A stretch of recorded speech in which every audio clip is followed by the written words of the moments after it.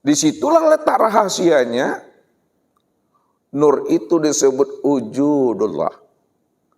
Nur itu disebut namanya ainullah. Nur itu disebut namanya hakikatullah. Wujud Allah, nyatanya Allah, sebenar-benarnya Allah. Kenapa yang memandang dengan yang dipandang hakikatnya satu? Karena dia yang wujud, dia cuma yang ada. Semata-mata. Maka dirinya lah yang nampak pada segala yang ada. Karena segala yang ada itulah cermin untuk memandang akan dirinya di luar daripada dirinya. Itulah bahasa yang bisa menghantarkan kita untuk sampai kepada pemahaman bahwa dia adalah tunggal dan esa. Apa bedanya dengan kita Bapak Ibu?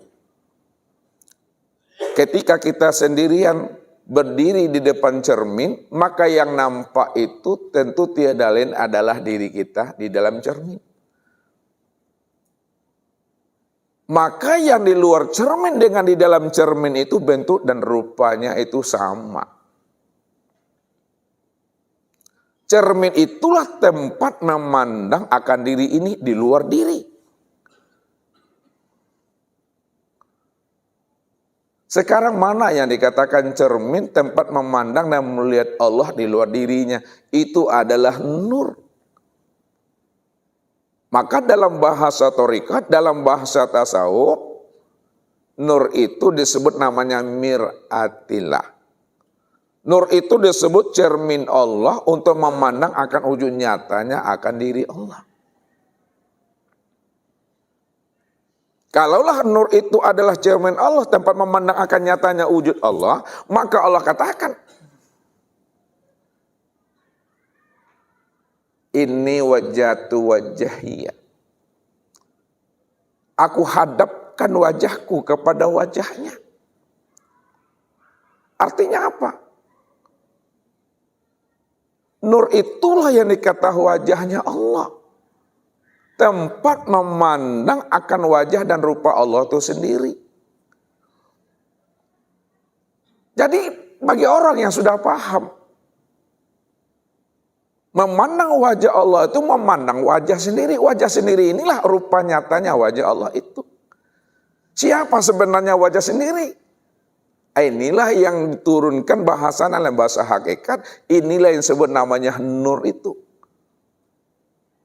Kalau ini adalah nur, maka nur inilah cermin untuk memandang wajahnya Allah itu. Karena wajahnya Allah itu inilah wajah daripada diri sendiri. Diri sendiri itulah wajah memandang nyatanya akan wajah Allah itu.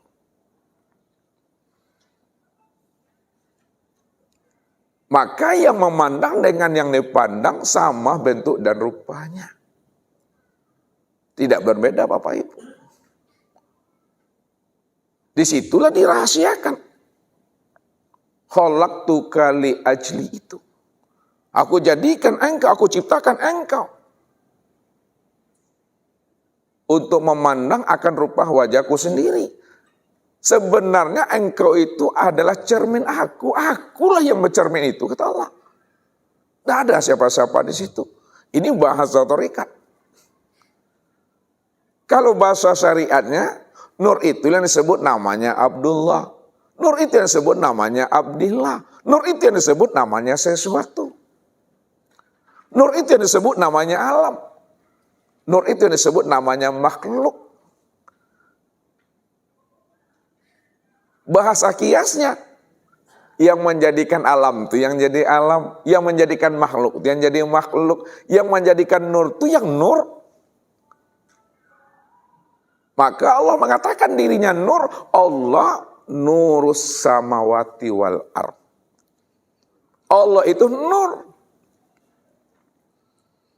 Nurnya itu sudah nyata pada sekalian langit dan bumi. Kalau nur itu sudah nyata pada sekalian langit dan bumi, itu artinya Bapak Ibu tak perlu payah-payah mencari nur itu. Tak perlu payah-payah melihat nur itu. Karena sekalian alam itu adalah nyatanya nur. Kalaulah sekalian alam ini nyatanya nur, maka bahasa syariatnya disebut namanya makhluk Allah, ciptaan Allah. Kesempurnaan nyatanya Nur Muhammad yang sudah nyata pada alam, yang disebut namanya makhluk, maka sempurnalah pada diri insan. Maka disebutlah dia hamba Allah. Akan tetapi dinaikkan pahamnya ke atas, makhluk Allah, ciptaan Allah, hamba Allah, abdillah, itu adalah cermin diriku. Maknanya, yang cermin itu aku, kata Allah. Aku yang sebagai cermin, tentu aku yang nampak di dalam cermin itu. Makanya melihat aku, ya pada aku. Tak mungkin melihat aku itu dua diri aku. Aku melihat diriku sendiri. Ketika aku melihat diriku sendiri, ketika melihat itu yang disebut namanya cermin itu sebenarnya. Maka jangan Bapak Ibu tertipu dengan bahasa sebenarnya. Supaya kita tidak tertipu dengan bahasa, maka ulama kasyaf selalu memberikan pedoman untuk menghantarkan paham kepada kita dari apa yang kita maksud dan kita tuju dari apa yang kita cari selama ini. Apa kata beliau? Mahya ruju baina syafatain ilal isyarati wal iktibar. Apa yang keluar dari bibir, apa yang keluar dari lisan, apapun bunyi kalimatnya, apapun bunyi katanya, itu hanyalah menunjukkan isyarat dan iktibar saja. Ambillah makna yang tersirat di balik ujung kata itu. Karena sulit bagi kita untuk menceritakan yang hakikat Bapak Ibu. Karena sulit bagi kita untuk menceritakan yang hakikat, maka setiap yang kita ceritakan itu ditanggapi, disikapi dengan rasa. Ditanggapi dan disikapi dengan rohani dan jiwa. Apa yang disampaikan oleh para ulama itu menunjukkan isyarat dan iktibar. Maka muncullah istilah hulul, muncullah istilah ittihad, muncullah istilah wahdatul wujud, muncullah istilah namanya manunggaling kaula Gusti. Sebenarnya kalam-kalam itu untuk memberikan pemahaman kepada kita bahwa Allah sajalah yang wujud semata-mata secara mutlak. Jadi ulama-ulama kasyaf itu paham dan mengerti siapa Tuhan yang dia ceritakan itu, siapa Tuhan yang dia maksudkan itu, siapa Tuhan yang diyakinin itu. Tapi untuk menghantarkan pemahaman tentang Tuhan, karena dia sudah paham dan mengerti Tuhan itu siapa dan siapa dirinya, maka muncullah kalimat ittihad, hulul, wahdatul wujud dan manunggaling kaula Gusti itu. Sebenarnya kalam itu menghantarkan kepada kita apa yang disampaikan oleh beliau untuk mengesahkan Allah lah yang wujud semata-mata, selain dirinya tidak pernah ada. Namun muncul suatu masalah dan problem ketika kalam itu keluar Bapak Ibu. Sebab apa? Sesuatu yang sudah paham, sesuatu yang sudah jelas kita tentang siapa Allah, siapa alam dan siapa diri kita. Lalu dijelaskan juga yang sudah jelas, diterangkan juga yang sudah terang, maka makin kabur dan makin tak jelas lagi makna yang sebenarnya. Tak payah kita mengambil contoh Bapak Ibu. Ketika kita berada di dalam ruangan ini, sebutlah namanya aula. Ketika ada anak kita bertanya, Bu, mana yang aula itu Bu? Ketika anak kita bertanya, mana yang aula itu Ibu? Dia minta bukti, dia minta dalil, dia minta tunjuk yang mana aula itu yang sebenarnya. Bagi Bapak Ibu yang sudah paham yang aula itu mana, karena anak minta bukti, dibuktikanlah aula itu maka tertunjuklah lantai, tertunjuklah plafon, tertunjuk namanya dinding, tertunjuk namanya tiang. Lain yang ditanya, lain pula yang ditunjuk. Makanya makna yang sudah paham, makna yang sudah kita mengerti tentang Allah, tak perlu lagi diuraikan yang Allah itu yang mana, yang ruangan itu yang mana. Makanya ulama katakan, ma yahruju baina syafatai ilal isyarati wal iktibar. Apa yang keluar dari dua bibir ini, dari lisan ini, hanyalah menunjukkan isyarat dan iktibar saja. Cukup dipahami dan dimengerti setelah kita paham Allah itu yang mana. Makanya orang yang sudah paham, di situ duduknya diam. Maka diam itu sebenarnya setelah dia paham. Makna yang sebenarnya dari kias dan perumpamaan ini Bapak Ibu yang Ustaz maksudkan. Ketika seorang arif bila dia telah mengenal Allah, Allah yang wujud, Allah yang awal, Allah yang akhir, Allah yang zahir dan Allah yang batin, dia segala-galanya dan segala-galanya adalah dia. Maka ketika itu tidak ada lagi kata dan suara yang dapat diuraikan dan dapat dijelaskan. Kalau diuraikan juga, kita sudah paham dia yang wujud, awal, akhir, zahir dan batin, diceritakan juga, diterangkan juga. Maka akan berbeda makna yang sebenarnya ketika diminta bukti oleh teman dan sahabat kita yang mendengarnya. Yang mana yang Allah itu. Ketika kita tunjuk, yang tertunjuk nanti adalah sesuatu. Ketika kita tunjuk, yang tertunjuk adalah meja. Padahal apa yang kita maksud belum tentu itu yang dimaksud oleh akal pikirnya. Maka ambil iktibarnya, ambil isyaratnya. Maka dalam penyampaian kaji tentang wujudnya Allah itu, disinilah dihantarkan dengan bahasa kias, dihantarkan dengan bahasa perumpamaan. Karena dia yang ada, dia yang wujud. Maka segala yang wujud itulah nyatanya Allah. Ini yang disebut namanya dengan sesuatu. Segala sesuatu itulah nyatanya Allah. Segala sesuatu itulah wujud Allah. Kalaulah segala sesuatu itu adalah nyatanya Allah, wujudnya Allah, maka segala sesuatu tiada lain adalah Dia. Kalaulah segala sesuatu tiada lain adalah Dia, maka segala sesuatu ya Dialah itu.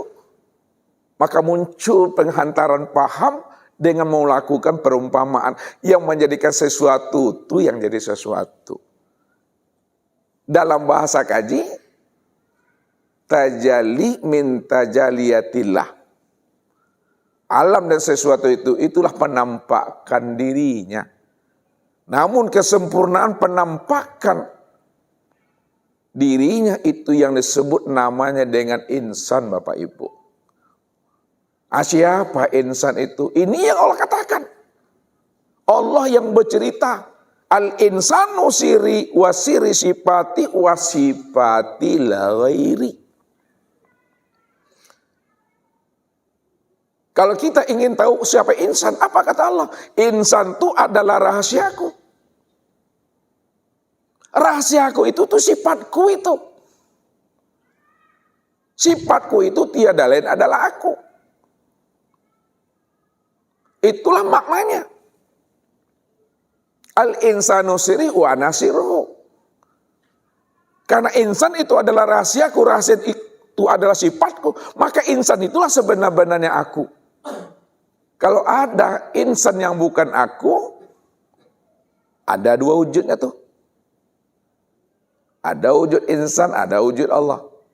Padahal Allah cuma yang ahad, Allah cuma satu-satunya. Kalau boleh Ustaz bertanya sama Bapak Ibu kita yang hadir ini. Adakah yang wujud selain Allah? Ada Bapak Ibu? Kalau tidak ada yang wujud selain Allah, hanya Dia satu-satunya. Adakah yang hidup selain Allah?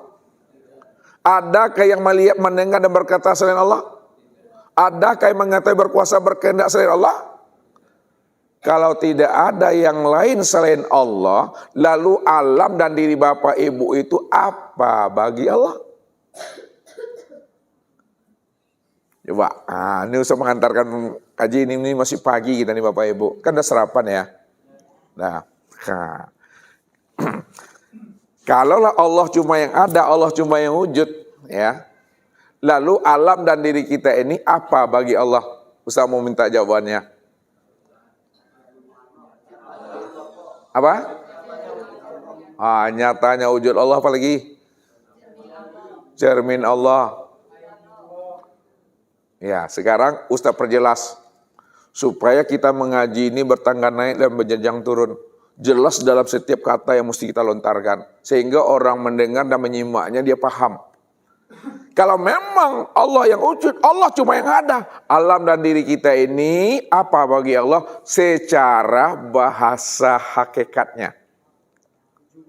Wujudullah, apa lagi? Ainullah, apa lagi? Hakikatullah, itu bahasa hakikat. Wujud Allah, nyatanya Allah, sebenar-benarnya Allah. Alam dan diri kita ini secara bahasa tarekat apa namanya? Cermin Allah. Apa makna cermin Allah itu? Untuk melihat akan nyatanya diri Allah. Alam dan diri Bapak Ibu ini bahasa syariatnya apa?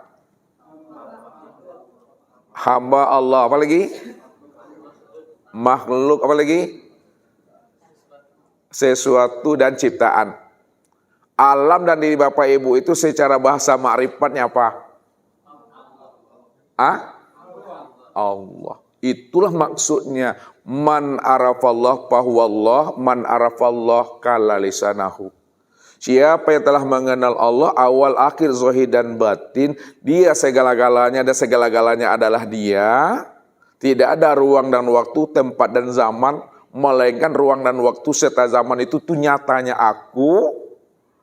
Kala lisanahu. Keluh lidah itu. Keluh lidah itu bukan kita tak pandai berbicara.